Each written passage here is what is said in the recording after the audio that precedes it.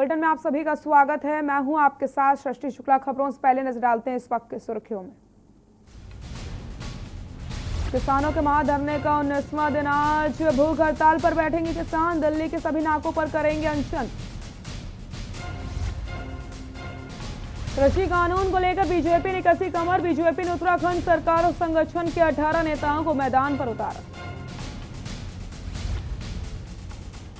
Uttarakhand police की वर्दी भी होगी स्मार्ट। दिए जाएंगे खास बेल्ट व कैमरा। 14 दिसंबर को सचिव के सामने रखा जाएगा अहम प्रस्ताव। हरिद्वार कुंभ मेला को रेलवे की भी तैयारी। रेलवे शुरू करेगी 35 विशेष ट्रेनें। मोबाइल से ही टिकट बनाएंगे रेलवे कर्मचारी। खराब सड़क बन रहा परेशानी का सबब। प्रशासन की लापरवाही से परेशान लोग कंधों पर लेकर मरीज को पहुंचाया अस्पताल। उत्तराखंड में मौसम में बदली करवट। जन्नत से कम नहीं, बर्फ से लदक चक्राता की खूबसूरत वादियां। आप देख रहे हैं के न्यूज, खबरों का सारथी।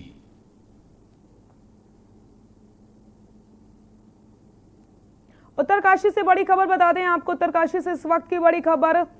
पीएम मोदी के ड्रीम प्रोजेक्ट में घोर लापरवाही देखने को मिल रही है। उत्तरकाशी से बड़ी खबर। पीएम मोदी के ड्रीम प्रोजेक्ट में घोर लापरवाही। ऑल वेदर निर्माण कंपनी बरत रही है लापरवाही।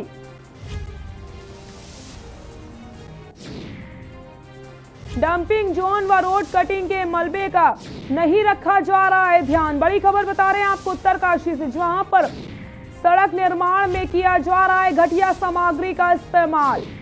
यमुना घाटी सहित चारधाम की लाइफलाइन है ये सड़क। यमुनोत्री दर्शन को आते हैं दुनिया भर से श्रद्धालु। ऑल वेदर रोड के तहत हो रहा है ये निर्माण कार्य, जहां पर लापरवाही बरती जा रही। यमुना नदी में फेंका जा रहा है सड़क का मलबा।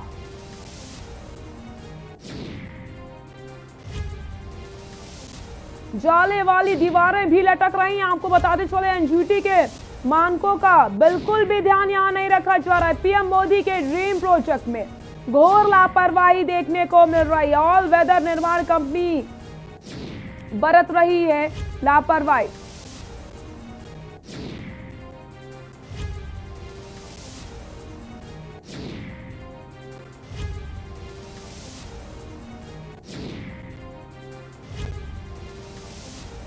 यमुना घाटी सहित चारधाम की लाइफलाइन है ये सड़क। यमुनोत्री दर्शन को आते हैं दुनिया भर से श्रद्धालु।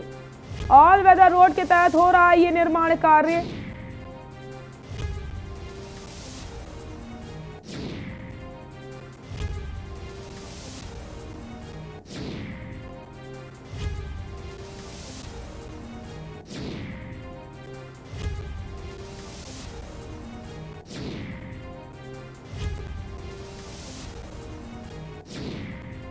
एनजीटी के मानकों का नहीं रखा जा रहा है कोई ध्यान। जो कंपनी यहाँ पे काम कर रही है उसके लिए डंपिंग जोन्स दिए गए हैं।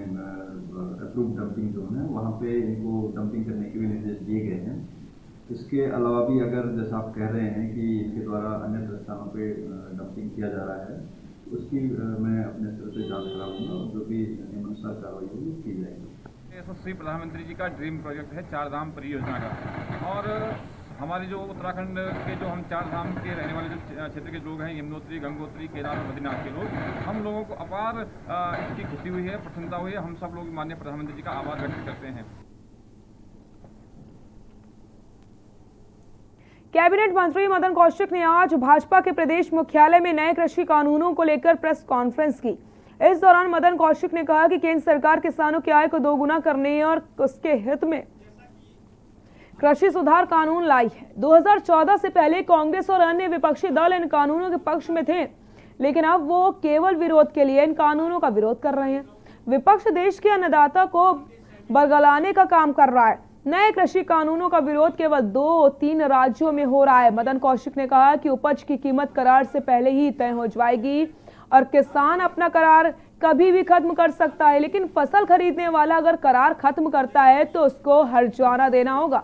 नए कानूनों से ना जमीन को खतरा है और ना ही एमएसपी खत्म होगी और मंडी व्यवस्था भी खत्म नहीं होगी। इन कानूनों से किसान को किसी भी जगह फसल बेचने की स्वतंत्रता होगी। किसान सभी पाबंदियों से मुक्त हो जाएंगे। मदन कौशिक ने कहा कि भारत सरकार ने कृषि विभाग का बजट 6 साल में 6 गुना बढ़ाया है। और हमारे देहरादून जिले के महानगर के किसान मोर्चा के अध्यक्ष आदरणीय सत्ता में हार्दिक अभिनंदन करते हैं। जैसा कि हम सभी को विदित है कि हमारी सत्ता में मौसम विभाग ने उत्तराखंड में भारी बर्फबारी को लेकर अलर्ट जारी किया है। मौसम विभाग की माने तो 13 दिसंबर से गढ़वाल के कई क्षेत्रों में बारिश और बर्फबारी की संभावना जताई जा रही है। मैदानी क्षेत्रों की बात की जाए तो अगले 13 दिसंबर से 15 दिसंबर तक अधिक कोहरा होने की संभावना है, जिसको देखते हुए मौसम विभाग ने निर्देश दिए हैं। ये रिपोर्ट देखिए। उत्तराखंड में एक बार फिर मौसम ने करवट बदली है। केदारनाथ, यमुनोत्री, गंगोत्री समेत ऊंचाई वाले कई इलाकों ने बर्फ की सफेद चादर ओढ़ ली है। वहीं राजधानी देहरादून समेत कई क्षेत्रों में तेज गर्जना के साथ रात से ही बारिश हो रही है। इससे तापमान में भी गिरावट दर्ज की गई है। औली में बर्फबारी गिरना स्टार्ट हो चुका है। सुबह से यहाँ पे काफी बर्फ गिर रही है और जो लोग यहाँ पे पर्यटक लोग आए हैं काफी खुश नजर आ रहे हैं। बर्फबारी देख के स्नोफॉल देखने को उनको मिल रहा है। 2-3 इंच से ऊपर यहाँ पे बर्फ मिल गई है और हम लोग जैसे पर्यटन व्यवसायी लोग से जुड़े लोग हैं, हम लोगों को भी काफी आशा है कि इस बर्फबारी के बाद हमें और अच्छा काम करने को मिलेगा। यहाँ पे नदी क्षेत्र जो हमारा है, ग्राम पंचायत जो सुखी भलगांव, हमारे क्षेत्र में मौसम जो बर्फबारी हुई, मौसम की जो पहली बर्फबारी है, काफी किसानों के चेहरों पे खुशहाली छाई हुई है। और हमारे उत्तराखंड में बर्फबारी होने से काफी जो किसान भाइयों के लिए फायदेमंद होती है। बर्फबारी की जहाँ तक बात है तो 3000 मीटर या उससे अधिक ऊंचाई वाले जो क्षेत्र होंगे वहाँ पे बर्फबारी मिलेगी, हल्की बर्फबारी मिलेगी। और साथ में जो गढ़वाल रीजन है या फिर कुमाऊं रीजन के भी जो लोअर रीजन के डिस्ट्रिक्ट्स हैं तो उनमें भी आइसोलेटेड लाइट एक्टिविटी कहीं कहीं पर मिलेगी। मौसम विभाग की माने तो 13 दिसंबर से गढ़वाल के कई क्षेत्रों में बारिश व अधिक ऊंचाई वाले क्षेत्रों में बर्फबारी की भी संभावना है।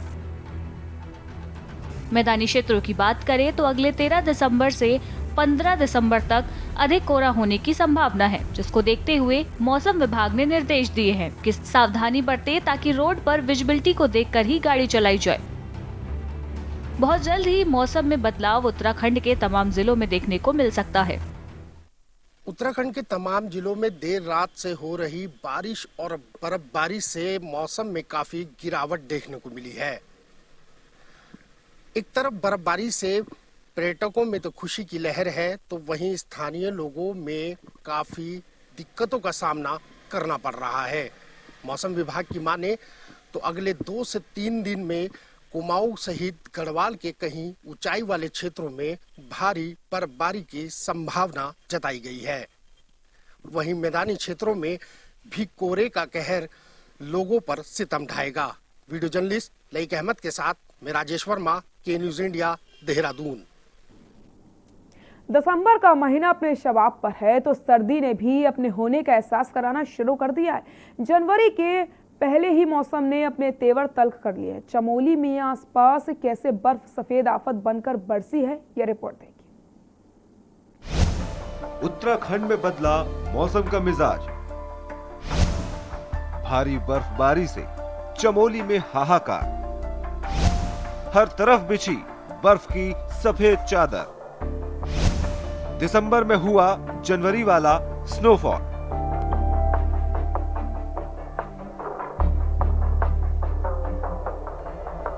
जहां तक आपकी नजर जाएगी आपको हर तरफ बर्फ ही बर्फ नजर आएगी। सड़कों पर बर्फ, पेड़ों पर बर्फ, पहाड़ों पर बर्फ, रोपवे पर बर्फ, जिधर देखो सिर्फ बर्फ ही बर्फ। दिसंबर का महीना अपने शबाब पर है और मौसम ने अपने तेवर तल्ख कर लिए हैं। बर्फबारी का आलम कुछ ऐसा ही, पूरा इलाका सफेद चादर में ढक गया है। 6 सेंटीमीटर से लेकर 1.5 फीट तक इलाके में बर्फबारी दर्ज की गई है। तो ये बताने के लिए काफी है कि उत्तराखंड में ठंड ने अब पूरी तरह से अपने आने का एहसास करा दिया है। उत्तराखंड के अधिकतर इलाकों में शुक्रवार रात से बारिश और बर्फबारी का दौर जारी है। रुद्रप्रयाग, चमोली की ऊंची चोटियों के साथ ही चक्राता के लोखंडी में अच्छी बर्फबारी हुई है। राजधानी देहरादून में भी सुबह करीब 5:30 बजे से रुक रुक कर बारिश हो रही है। मौसम में आए इस बदलाव से तापमान में गिरावट आ गई है। मौसम विभाग ने 3000 मीटर से अधिक ऊंचाई वाले क्षेत्रों में भारी बर्फबारी की चेतावनी जारी की है। मौली जिले के बद्रीनाथ मंदिर में चारों तरफ बर्फ ही बर्फ नजर आ रही है। वैसे तो बद्रीनाथ के कपाट बंद हैं, पर बर्फबारी के बीच नजारा देखते ही बन रहा है। भारी बर्फबारी जहां सैलानियों के लिए सुनहरे नजारे लेकर आई है, तो वहीं स्थानीय लोगों के लिए बर्फबारी किसी आफत से कम नहीं है। आने वाले दिनों में सर्दी के तेवर और तल्ख होने तय हैं, क्योंकि दिसंबर के महीने में सर्दी के मिजाज ने अपने आगाज से अपने अंजाम का एहसास बखूबी करा दिया है। स्पेशल डेस्क के न्यूज इंडिया।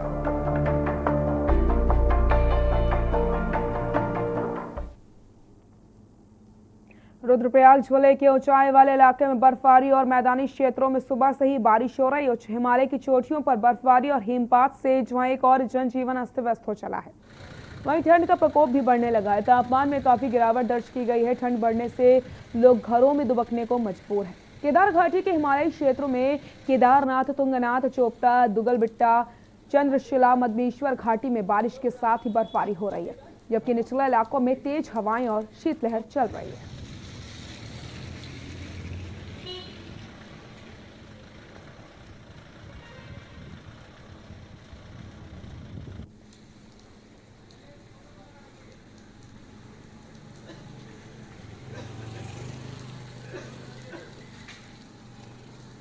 यह बरसात की पहली बारिश है और जनता में इसमें खुशी की लहर है। किसानों के लिए यह बहुत ही उपयोगी है और किसान आज से अपने जो निराई गुराई जो भी कार्य करना हो या विशेषकर जो रोपाई और नए वृक्षों को लगाना, नए पेड़ों को लगाने के लिए बहुत उपयोगी होगी। बहुत अच्छी बारिश है और पहाड़ में बोलते हैं कि ये सोना बरस रहा है। निश्चित ही यह फसल के लिए बहुत अच्छी बारिश है। साथ ही जो धूल धक्कड़ से मौसम और जो कोविड का जो असर है उस पर भी इसका फर्क पड़ेगा, क्योंकि जो खांसी जुकाम सीजनली खांसी जुकाम होता है उसमें भी इसका प्रभाव इस बारिश से प्रभाव कम होगा, क्योंकि सूखी ठंड से मौसम में और साथ में छोटे बच्चों के लिए और स्वास्थ्य के बीमार लोगों के लिए ये बारिश बहुत ही लाभप्रद होगी। ठंड बढ़ने के साथ ही उधम सिंह नगर झोला सहित पूरा तराई क्षेत्र कोहरे की चपेट में है। पिछले 3 दिन से खटीमा सहित तराई क्षेत्र में कोहरा लगने के चलते सड़कों में वाहन भी लाइट जलाकर चल रहे हैं। तो वहीं नगर पालिका क्षेत्र में प्रशासन ने लोगों को ठंड में राहत देने के लिए अलाव की व्यवस्था नहीं करी। खासकर ठेला फंड लगा करके रोजगार कर रहे व्यवसायी सर्दी की चपेट में है। प्रशासन ने अलाव जलाने की मांग प्रशासन से की जा रही है। प्रशासन का यह भी कहना है कि उनके द्वारा नगर ग्रामीण क्षेत्र में अलाव जलाने के लिए लकड़ी की व्यवस्था और जरूरतमंद लोगों के लिए कंबल बांटने की व्यवस्था की जा रही है।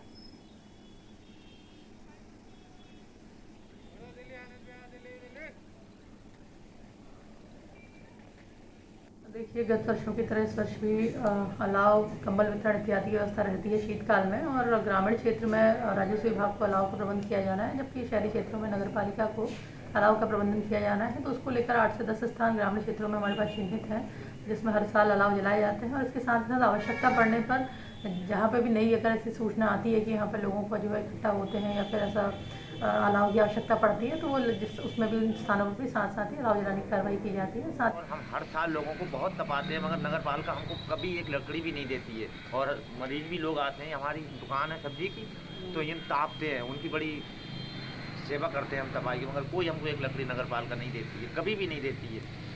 ठंड बढ़ गई और ठंड काफ़ी बढ़ गई है। सरोवर नगरी नैनीताल में अब धीरे धीरे ठंड का प्रकोप बढ़ता जा रहा है। सुबह से ही आसमान पर घने बादलों ने डेरा डाल रखा है। हल्की बूंदाबांदी के साथ सर्द हवाओं ने ठंड बढ़ा दी है। बढ़ती ठंड के चलते आम स्थानीय नागरिकों सहित पर्यटकों को ठंड से बचाव के लिए सुबह से ही गर्म कपड़े पहनने पर मजबूर होना पड़ रहा है। वहीं मल्लीताल पंथ पार्क में लगने वाली प्रसिद्ध फंड बाजार में गर्म कपड़ों के स्टॉल सजने लगे हैं, जिसकी स्थानीय लोगों के साथ साथ पर्यटकों द्वारा जमकर खरीदारी की जा रही है।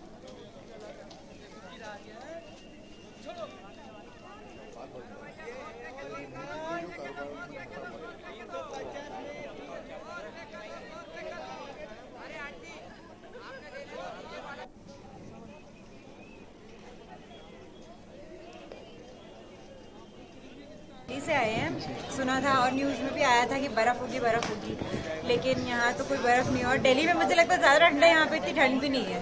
वहाँ बहुत ठंड थी, वहाँ 2.4 था और यहाँ 3-4 टेम्परेचर है। ऐसा लगता है कि अब दिल्ली ज़्यादा है, वो बन गया है हिल स्टेशन यहाँ से ज़्यादा। काफ़ी इंतज़ार है और ने थोड़ा एंजॉय करने, बर्फ़ एंजॉय करने आए थे।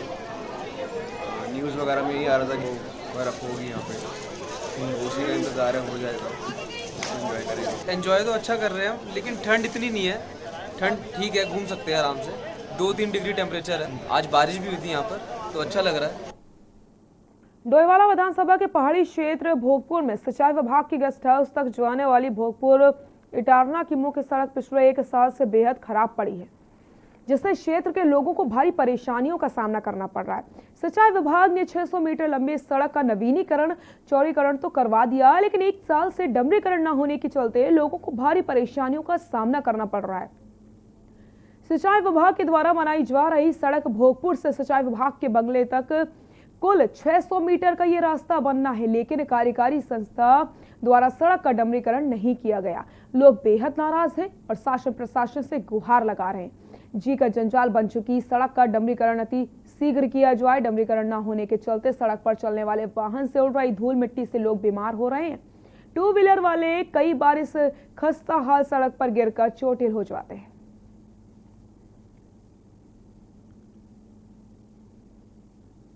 साल हो चुके हैं और 1 साल से ज्यादा ही परेशान है।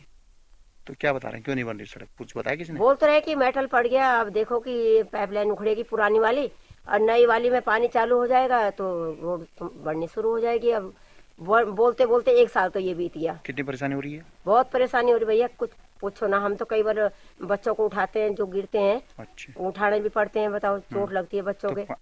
पिछले कुछ 1 सालों से ये रोड ऐसी पड़ी है और जो सिंचाई विभाग के कर्मचारी हैं वो बार बार इसमें काम करते हैं, फिर कुछ दिन के लिए छोड़ देते हैं। और एक पाइप ये है यहाँ पे, ये खुला छोड़ दिया है और इसमें आने जाने वाले मोटरसाइकिल वाले 2 व्हीलर के लिए बहुत बड़ी दिक्कत है। कई बार आदमी यहाँ पे नीचे गिरे हैं, क्योंकि जैसे आदमी चलता है ध्यान तो देता नहीं कि पाइप है बीच में और नीचे गिर जाता है इसमें। तो इन्होंने ऐसे छोड़ रखा है पिछले कुछ दिनों से और 1 साल से इसमें काम चल रहा है, लेकिन अभी तक कार्य पूरा भी नहीं हुआ। अभी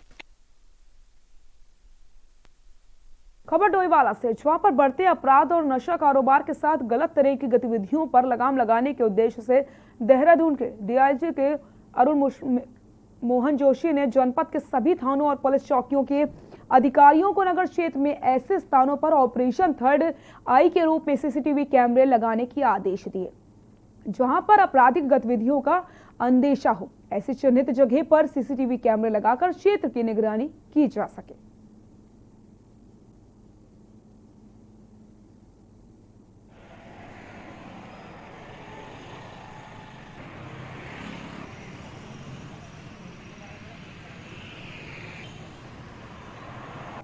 ऑपरेशन थर्ड आई का है, ये जो है हमारे जो है डीआईजी महोदय द्वारा अभियान चलाया गया है। इस अभियान के तहत हम लोग जो जितने भी लिंक रोड हैं और कनेक्टेड रोड है जिससे कि कोई घटना हो और देखा जा रहा है जहाँ जहाँ पर कैमरे नहीं लगे हैं और हमें आवश्यक है, तो हम लोगों से रिक्वेस्ट कर रहे हैं, जगह जगह जाके लोगों को अवेयर कर रहे हैं और जहाँ जहाँ पर ज़रूरत पड़ रही है और लगता है कि यहाँ पर कैमरा लगना चाहिए तो लोगों के सहयोग से जो है जगह जगह हम कैमरा लगा रहे हैं। सितारगंज में पूर्व विधायक एवं प्रदेश उपाध्यक्ष कांग्रेस कमेटी नारायण पाल के नेतृत्व में उनके निवास सितारगंज में विधानसभा के दर्जनों लोगों ने बसपा छोड़कर कांग्रेस पार्टी की सदस्यता ग्रहण कर ली। इस मौके पर बोलते हुए नारायण पाल ने कहा कि जनता भाजपा की सरकार से उब चुकी है, ऐसे में जनता अब कांग्रेस का ही विकल्प चुन रही है।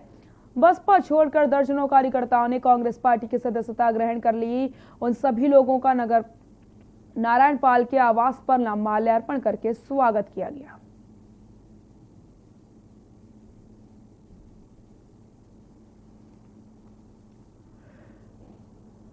सागर हैं, रंजीत सिंह जी हैं और यहाँ पर बहुत सारे ऐसे लोग हैं जो बहुत दिनों से लगे पड़े थे कि कांग्रेस ज्वाइन करनी है।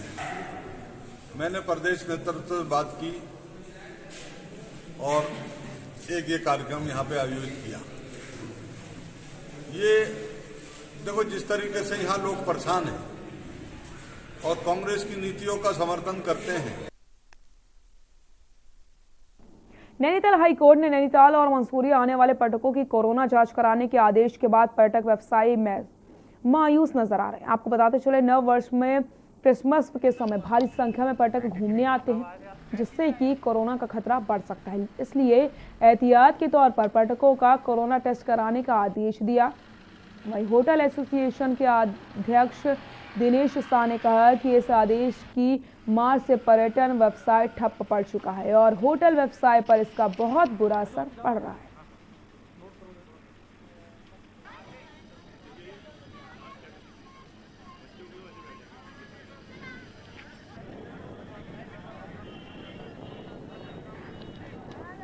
देखिए अभी नया साल भी आने वाला है, क्रिसमस भी आने वाला है, होटल वाले बड़ी उम्मीद में बैठे हैं। लेकिन जो कोरोना दिल्ली में बढ़ रहा है, जो किसान आंदोलन हो रहा है, उससे तो काफ़ी फर्क पड़ने वाला है। अभी आज की हालत ये कि थोड़ी बहुत इंक्वायरी क्रिसमस के लिए है और नए साल के लिए तो अभी इंक्वायरी नहीं के बराबर है। और जहाँ तक ये अब टेस्ट वाली बात आ गई है, तो देखिए टेस्ट अगर होते हैं, अगर बाकायदा सैंपल लिए जाते हैं, हर एक का लिया जाता है, तो इसका बहुत व्यापक फर्क दूसरे पर पड़ जाएगा। क्योंकि हर कोई बच्चों के साथ आता है, रास्ते में रोक के आप उसे टेस्ट करवाएंगे, 2-3 घंटे रुकना पड़ेगा, ऐसे कौन आना चाहेगा, ना नैनीताल ना मसूरी। तो इससे थोड़ी बहुत हमें उम्मीदें थी। अब लगता है कि अगर ये टेस्ट वाली है जो ऑर्डर हुए हैं, इससे तो बहुत फर्क पड़ जाएगा हमारे व्यापार में। मंगलौर के गुरुकुल नारसन में स्थित कपड़ों की जूतों की दुकान में चोरी का खुलासा मंगलौर पुलिस ने कर दिया है। पुलिस ने 2 आरोपियों को भी गिरफ्तार कर लिया। वहीं 2 आरोपी अभी फरार हैं। पुलिस ने चोरी किया गया लाखों के कपड़े जूते भी बरामद कर लिए हैं। आपको बताते चले मंगलौर के गुरुकुल नारसन स्थित कपड़े जूते दुकान पर चोरी हो गई थी, जिसके संबंध में कोतवाली मंगलौर में मुकदमा पंजीकृत किया गया। मुखबिर की सूचना पर अमित नामक युवक से हिरासत में लेकर के पूछताछ की गई तो अमित के द्वारा बताया गया कि मोहित नामक युवक ने मेरे सामने दुकान खोल दी थी, तब से मेरी दुकानदारी कम हो गई थी। इस कारण मोहित की दुकान में चोरी करके उसे बर्बाद करने की योजना बनाई गई और उसकी दुकान से कपड़े जूते चोरी कर लिए गए। पकड़े गए दोनों आरोपी उत्तर प्रदेश के हैं। उनका आपराधिक रिकॉर्ड भी खंगाला जा रहा है।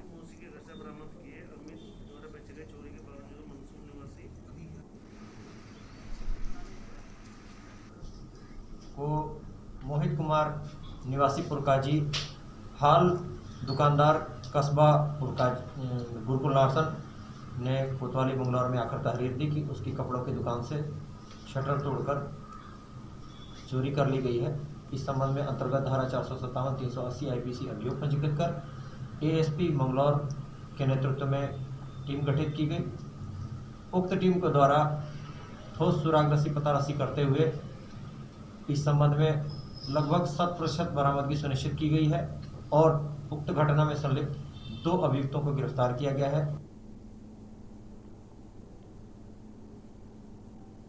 खबर चमोली से, जहां पर जोशीमठ ब्लॉक के दूरस्थ गांव डुमक में सड़क के खस्ता हाल के चलते ग्रामीणों ने एक महिला को 18 किलोमीटर पैदल कंधों पर लादकर पीपल कोठी अस्पताल पहुंचाया। जानकारी के अनुसार कुछ दिनों से महिला की बुखार खांसी के कारण हालत बिगड़ गई थी, जिसके बाद शनिवार को ग्रामीणों ने परिस्थितियों की अनुसार बीमार को कंधों पर 18 किलोमीटर पैदल संयूण गांव तक पहुंचाया, वहां से वाहन द्वारा उन्हें पीपल कोठी अस्पताल पहुंचाया गया।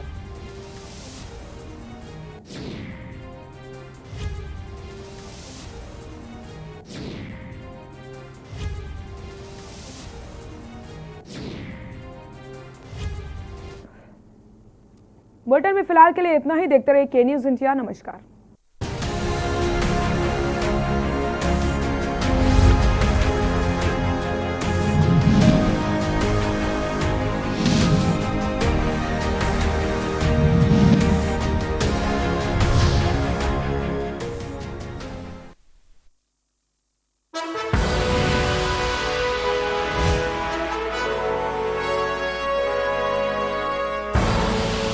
आप देख रहे हैं के न्यूज, खबरों का सारथी।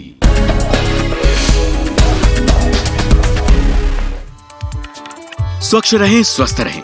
उत्तर प्रदेश की योगी सरकार इस मूल मंत्र पर काम कर रही है। स्वच्छ भारत मिशन को योगी सरकार ने प्रदेश में नई बुलंदियों तक पहुंचाया है। अब लोग अपने आसपास साफ सफाई को लेकर खासे जागरूक हो चुके हैं। खुले में शौच कभी बड़ी समस्या हुआ करती थी, लेकिन योगी सरकार के प्रयासों की बदौलत आज हालात बदल चुके हैं। उत्तर प्रदेश के सभी 75 जिले ODF घोषित हो चुके हैं। बनारस में लोगों की सोच भी बदली है, सफाई भी बदली है और यहाँ के कर्मचारियों ने अपनी जिम्मेदारी को भी समझा है। उत्तर प्रदेश की आबोहवा अब बदल गई है। स्वच्छ भारत मिशन में उत्तर प्रदेश ने बड़ी भूमिका निभाई है। पंचायत, नगर पालिका, नगर निगम, प्राधिकरण ने स्वच्छता को लेकर सराहनीय कोशिशें की हैं। योगी सरकार ने साफ सफाई पर विशेष ध्यान देकर गांव से लेकर शहरों तक का कायाकल्प कर दिया है। स्वच्छ भारत मिशन में 2 करोड़ 61 लाख से अधिक शौचालय उत्तर प्रदेश ने बनाए हैं और तय लक्ष्य से 1 वर्ष पहले हम लोगों ने इसे प्राप्त भी किया है। स्वच्छता पर जोर देकर अब तय वक्त पर कूड़ा निस्तारण होता है। योगी सरकार के विजन का अंदाजा इस बात से लगाया जा सकता है कि ग्रीन एनर्जी आज की आवश्यकता है और योगी सरकार 2022 तक 20,000 नलकूपों को सौर ऊर्जा से जोड़ने का लक्ष्य लेकर तेजी से आगे बढ़ रही है।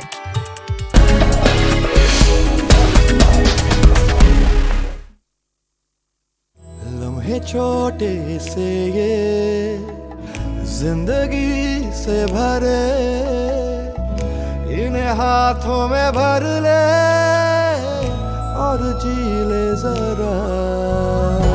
मुसाफिरा तू है चला, मुसाफिरा रे। छोटे छोटे लम्हों का अनोखा सफर, कमला पसंद, अनोखा स्वाद। कोरोना संकट काल में के न्यूज इंडिया की देशवासियों से अपील है कि हम जाति धर्म को भूलकर कोरोना को हराने में एक साथ खड़े हों। जरूरतमंदों की मदद करें। कोरोना के खिलाफ जंग में हम अपना योगदान दें।